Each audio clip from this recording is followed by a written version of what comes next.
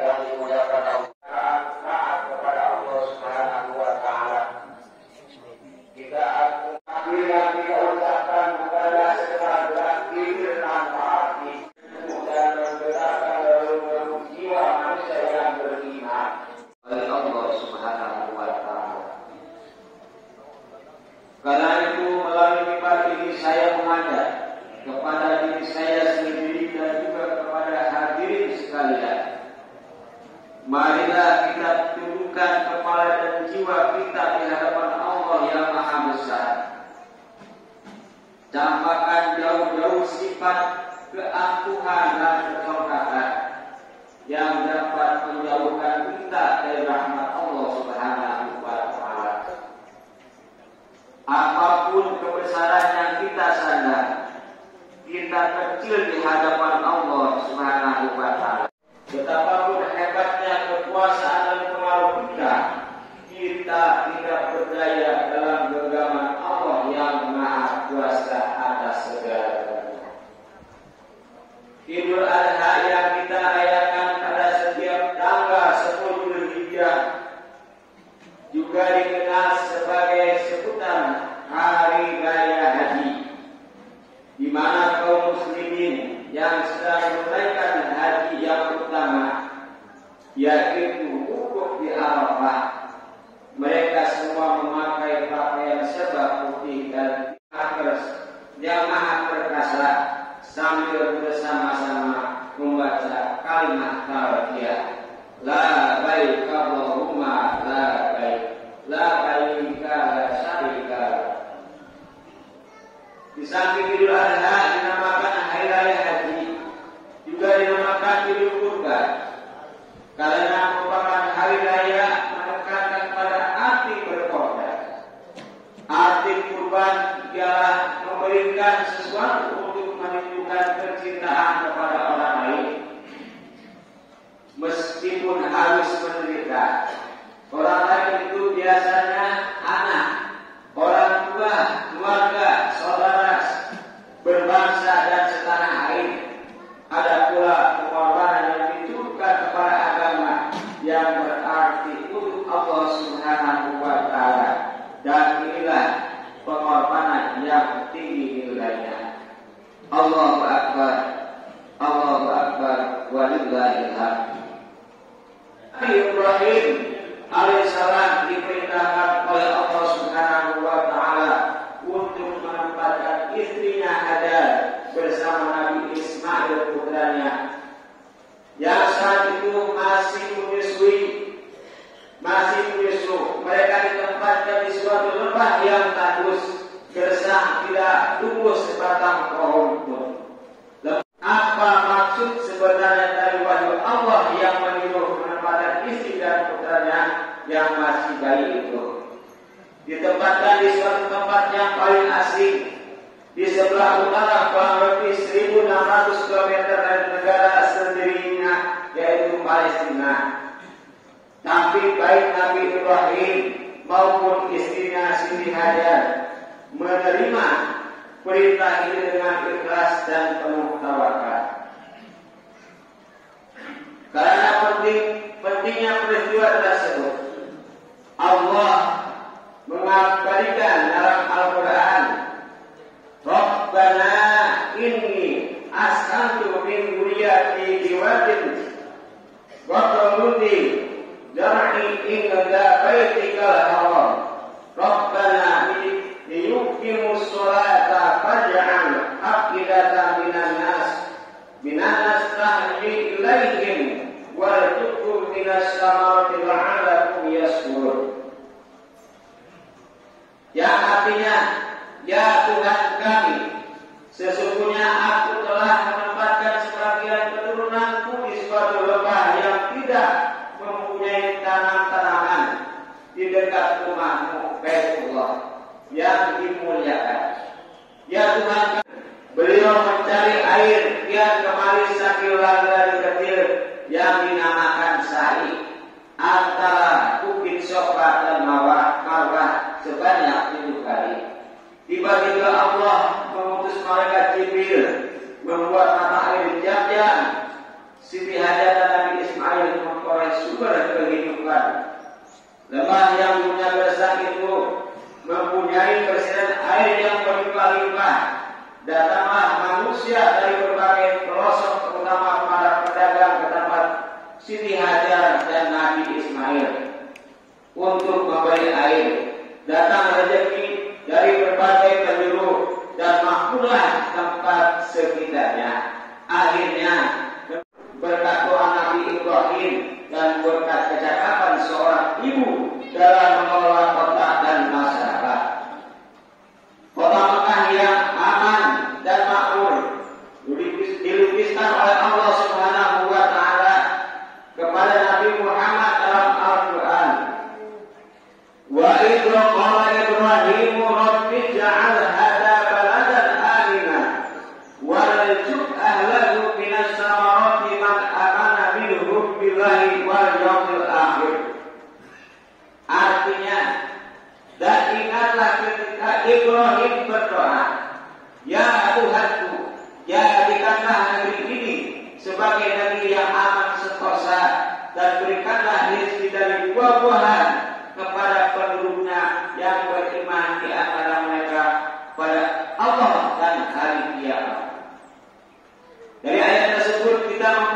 bukti yang jelas bahwa kota Mekah juga saat ini memiliki kemakmuran yang berlimpah. Jamaah haji dari seluruh penjuru dunia memperoleh fasilitas yang cukup selama melakukan ibadah haji maupun ibadah umroh pada setiap musim. Hal itu membuktikan tingkat kemakmuran modern dalam tata pemerintahan dan ekonomi serta keamanan hukum sebagai faktor utama kemakmuran rakyat yang mengagumkan. Yang semua itu menjadi dalil bahwa doa Nabi Ibrahim dikabulkan oleh Allah Subhanahu wa taala. Semua kemakmuran tidak hanya dinikmati oleh orang Islam saja, akan tetapi orang-orang yang tidak beragama Islam pun juga ikut menikmati. Maka Allah telah berfirman, qala wa man kafara fa ummatuhu qala wa man kafara fa ummatuhu qala bila summa adqaluhu ila adabin nar wa bi'sal masir. Artinya Allah berfirman, dan kepada orang kafir pun aku beri kesenangan sementara, kemudian aku paksa ia menjadi siksa neraka, dan itulah seburuk-buruk tempat kembali. Allahu Akbar, Allahu Akbar, walillahil hamd. Hadirin jamaah Adha yang dimuliakan Allah. Idul Adha yang kita peringati saat ini dinamai juga Idul Adha, artinya hari raya memotong kurban binatang ternak. Sejarahnya bermula dari ujian paling berat yang menimpa Nabiullah Ibrahim.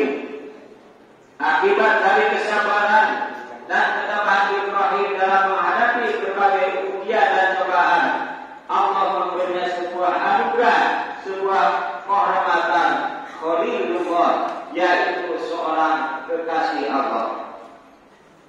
Setelah Fidel al-Khalil disandangnya, malaikat bertanya kepada Allah, "Ya Tuhanku, mengapa engkau menjadikan Ibrahim sebagai kekasihmu, padahal dia disibukkan oleh urusan kekayaannya dan keluarganya?" Allah berfirman, "Jangan menilai hambaku Ibrahim ini dengan ukuran lahiriah, tengoklah isi hatinya dan amal baktinya." Sebagai realisasi dan firman-Nya ini, Allah Subhanahu wa taala mengizinkan para malaikat menguji keimanan serta ketakwaan Nabi Ibrahim. Ternyata kekayaan dan keluarganya dan tidak membuatnya lalai dalam taat kepada Allah Subhanahu wa taala. Dalam kitab Isnatul Anwar disebutkan bahwa orang Nabi Ibrahim memiliki kekayaan 1000 ekor domba, 300 lembu dan 100 ekor unta. Riwayat lain mengatakan kekayaan Nabi Ibrahim mencapai 12.000 ekor ternak. Suatu jumlah yang menurut orang di adalah tergolong milioner. Ketika pada suatu hari Ibrahim ditanya oleh seseorang, "Milik siapa ternak sebanyak ini?" Maka dijawabnya, "Kepunyaan Allah, tapi kini masih milikku. Sewaktu-waktu bila Allah menghendaki, aku serahkan semuanya. Jangan cuma ternak, bila Allah meminta anak kesayanganku Ismail, niscaya akan aku serahkan juga." Itu kasih dalam tafsir Al-Quranul Azim mengungkapkan bahwa pernyataan Nabi Ibrahim yang akan mengorbankan anaknya jika dikehendaki Allah, itulah yang kemudian dijadikan bahan ujian, yaitu Allah menguji iman dan takwa Nabi Ibrahim melalui mimpinya yang hak, agar dia mengorbankan putranya yang kala itu masih berusia 7 tahun, anak yang elok rupawan, sehat lagi cekatan ini, supaya dikorbankan dan disembelih dengan menggunakan tangannya sendiri. Sungguh sangat mengerikan. Peristiwa spektakuler dinyatakan Al-Quran. Ya bunaya ini fadur pada Allah qala ya abati af'al ma huwa wa tu mahmud satajidu insyaallah minas sabirin. Artinya Ibrahim berkata, hai anakku, sesungguhnya aku melihat dalam mimpi bahwa aku menyembelihmu, maka pikirkanlah apa pendapatmu. Ismail menjawab, wahai bapakku, kerjakanlah apa yang diperintahkan kepadamu. Insya Allah engkau akan mendapatku termasuk orang yang sabar. Ketika keduanya siap untuk melaksanakan perintah Allah, Iblis datang menggoda sang ayah, sang anak dan sang ibu silih berganti. Akan tetapi Nabi Ibrahim, Siti Hajar dan Nabi Ismail tidak tergoyah bujuk rayuan Iblis yang menggoda agar membatalkan niatnya. Mereka tidak terpengaruh sedikit pun untuk menurunkan niatnya melaksanakan perintah Allah. Ibrahim melempar Iblis dengan batu, bermusnah pergi, dan ini kemudian menjadi salah satu rangkaian ibadah haji, yakni melempar jumrah. Hadirin kemajuan yang dimuliakan Allah. Ketika sang ayah belum juga melempar pistol di leher putranya, Ismail mengira ayahnya ragu. Seraya ia melepaskan tali pengikat tali dari tangannya agar tidak muncul suatu kesan dalam sejarah bahwa sang anak menurut untuk dibalikkan dari paksa ia meminta ayahnya mengayunkan pisau sambil berpaling supaya tidak melihat wajahnya. Nabi Ibrahim memantapkan niatnya. Nabi Ibrahim pasrah bulat-bulat seperti ayahnya. Nabi Ismail pasrah bulat-bulat seperti ayahnya yang telah tawakal. Sedikit setelah pisau nyaris digerakkan, tiba-tiba Allah berseru dengan firman-Nya, menyuruh menghentikan perbuatannya, tidak usah diteruskan pengorbanan terhadap anaknya. Allah telah meridhoi kedua ayah dan anak memasakkan tawakal mereka sebagai imbalan keikhlasan mereka. Allah mencukupkan dengan penyembelihan seekor kambing sebagai korban, sebagaimana diterangkan dalam Al-Quran surat As-Saffat ayat 107 sampai 110. Dan kami tebus anak itu dengan pilihan yang besar. Ma'alaihi bil akhirin, kami abadikan untuk Ibrahim pujian yang baik di kalangan orang-orang yang datang kemudian.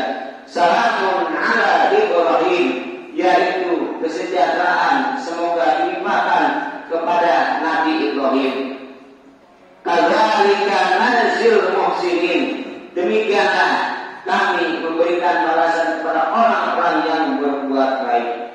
Menyaksikan tragedi penyembelihan yang tidak ada bandingannya dalam sejarah umat manusia itu, malaikat Jibril kagum seraya melontar darinya suatu ungkapan, Allahu Akbar, Allahu Akbar, Allahu Akbar. Nabi Ibrahim menjawab, La ilaha illallah, Allahu Akbar, yang kemudian disambung oleh Nabi Ismail, Allahu Akbar, walillahil hamd. Inilah sejarah pertamanya kurban di hari raya kurban yang kita peringati pada pagi hari ini. Allah Maha Penyayang. Korban yang dibinakan tidak usah anak kita sendiri, cukup dengan binatang ternak, baik kambing, sapi, kerbau maupun binatang lainnya. Pengorbanan Nabi Ibrahim alaihissalam yang paling besar dalam sejarah umat manusia ini membuat Ibrahim menjadi seorang nabi dan rasul yang besar dan mempunyai arti yang sangat besar pula bagi seluruh umat Islam.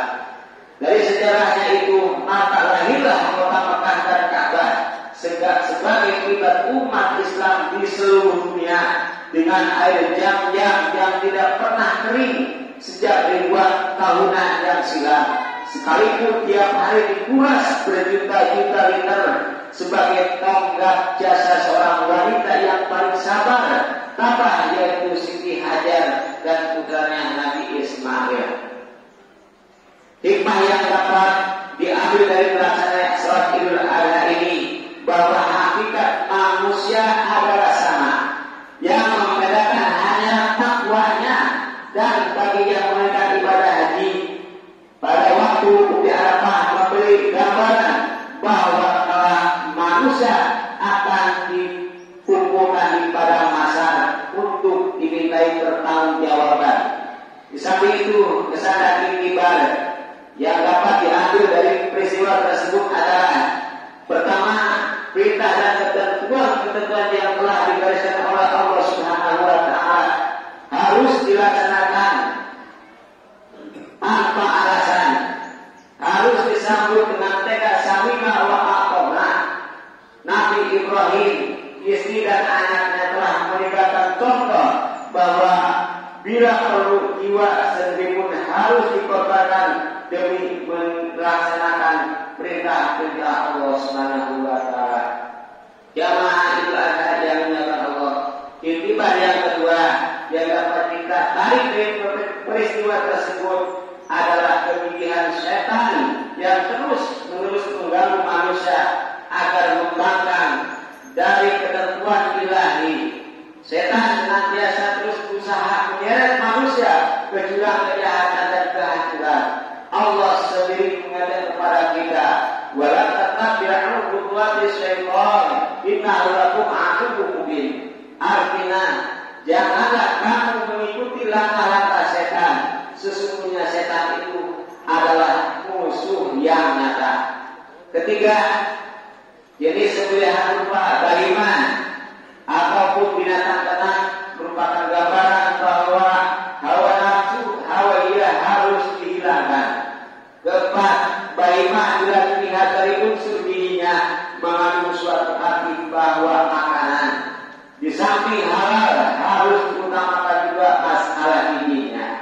Jamaah Idul Adha yang dimuliakan Allah Subhanahu wa Ta'ala, tepatlah apabila perayaan Idul Adha digunakan demi agama, bangsa, negara. Amin, amin ya rabbal alamin. Barakallahu wa ayat wal hakim wa taqawlani wa minkum tilawatahu innahu was-sami'ul alim.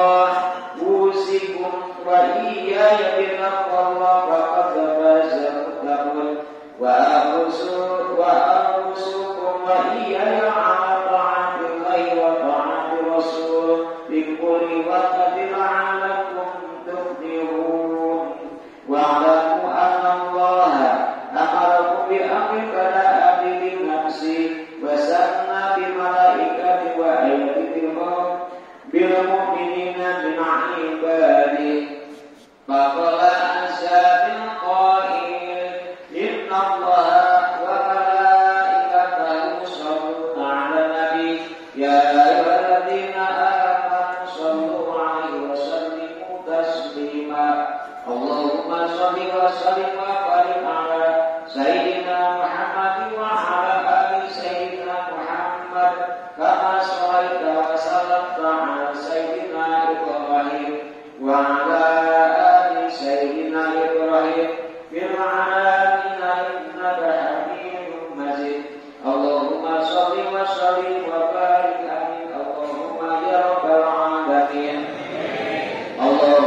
واغفر للمسلمين والمسلمات والمؤمنين والمؤمنات الأحياء منهم والأموات ربنا اغفر لنا ولإخواننا الذين سبقونا بالإيمان ولا تجعل في قلوبنا غلا للذين ربنا إنك رؤوف رحيم ربنا لا تزغ قلوبنا بعد إذ هديتنا وهب لنا من لدنك رحمة إنك أنت الوهاب ربنا هب لنا من أزواجنا وذرياتنا قرة أعين واجعلنا للمتقين إماما ربنا آتنا من لدنك رحمة وهيئ لنا من أمرنا رشدا ربنا